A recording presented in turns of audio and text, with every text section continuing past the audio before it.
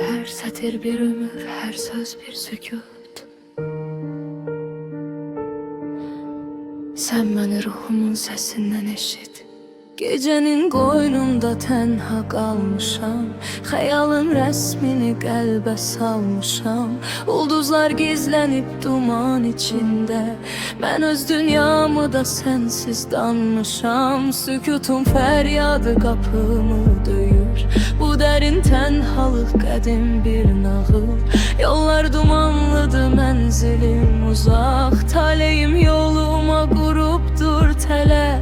Ümidlər can verir, yoxdur bir dayaq, gözümün yaşları dayanmır hələ. Ağrılar ruhumu incidir yenə, dərdimi söylədim küləyə sənə. Bu bitməz gecənin varmı sabahı, niyə rəva gördün bu gəmi mənə? Bir səs ver ey həyat, arayımı duy, bu sonsuz kədərə bircə nöqtə qoy. Xatirlər vərəqlənir gözümdə, yalanlar boğulur hər bir sözümdə. Mən sənə doğruca gəlmək istədim, amma güc qalmadı artıq dizimdə. Zamanın çarxında əzilir ömür, hicranın odunda alışır kömür. Ağrılar ruhumu incidir yenə, dərdimi söylədim küləyə sənə. Bu bitməz gecənin varmı sabahı, niyə rəva gördün bu qəmi mənə? Bir səs ver ey həyat, arayımı duy, bu sonsuz kədərə bircə nöqtə qoy.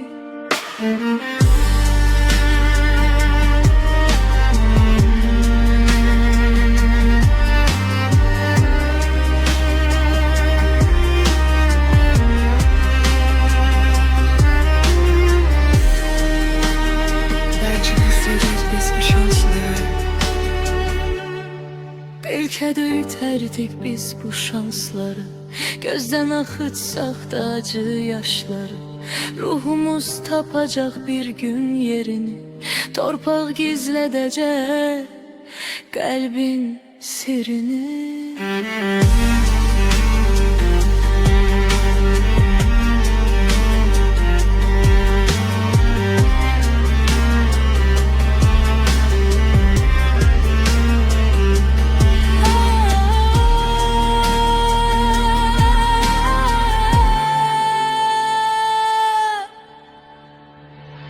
Ağrılar ruhumu incidir yenə, dərdimi söylədim küləyə sənə.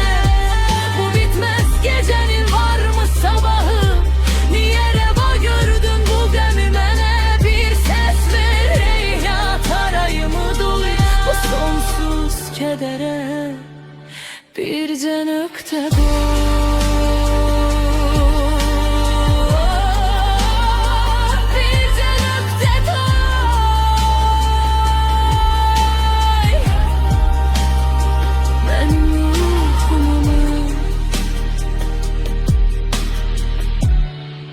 Sonsuz sükuta. Kanala abone olup beğenmeyi unutmayın.